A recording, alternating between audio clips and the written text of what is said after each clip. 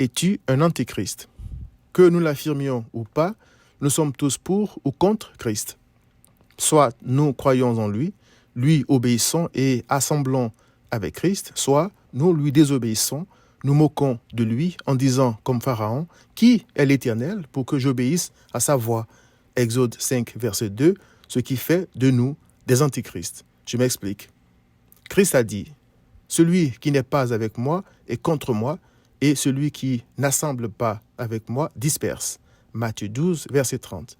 Il s'agit d'être en Christ dans la lumière ou avec Satan dans les ténèbres. Celui qui divise pour mieux régner, c'est Satan. Christ, le bon berger, rassemble les brebis de l'Éternel pour leur donner la paix.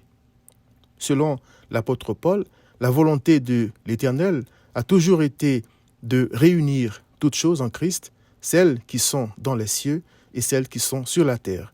Éphésiens 1, verset 10. C'est pourquoi il est écrit « Car Dieu était en Christ, réconciliant le monde avec lui-même, en n'imputant point aux hommes leurs offenses, et il a mis en nous la parole de la réconciliation. » 2 Corinthiens 5, verset 19. Quand Christ dit donc que celui qui n'assemble pas avec lui disperse, il parle non seulement de la mission qu'il est venu accomplir, de ceux qui croient en lui comme étant celui que l'Éternel a envoyé pour réconcilier le monde avec lui-même, mais aussi de ceux qui ne croient pas en lui et qui s'opposent à lui ouvertement ou implicitement. En ceux qui l'ont reçu, Christ a mis la parole de la réconciliation afin qu'ils assemblent avec lui en déclarant, comme Paul, « Dieu, sans tenir compte des temps d'ignorance, annonce maintenant à tous les hommes, en tout lieu, qu'ils aient à se repentir parce qu'il a fixé un jour où il jugera le monde selon la justice par l'homme qu'il a désigné, ceux dont il a donné à tous une preuve certaine en le ressuscitant des morts. » Acte 17, 30 à 31.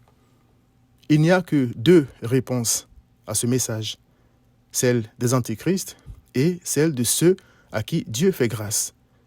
Lorsque Paul a annoncé cette parole de paix à Athènes, il est écrit « Lorsqu'ils entendirent parler de résurrection des morts, les uns se moquèrent et les autres dirent « Nous t'entendrons là-dessus une autre fois. » Quelques-uns néanmoins s'attachèrent à lui et crurent. Acte 17, 32 à 34. Cher ami, tu n'aimes certainement pas le mot antichrist, mais c'est exactement ce que sont ceux qui se moquent de Christ ou qui remettent à plus tard l'ordre de croire en lui. Es-tu un antichrist? Puisse le Seigneur te sauver par sa parole. Viens à Christ.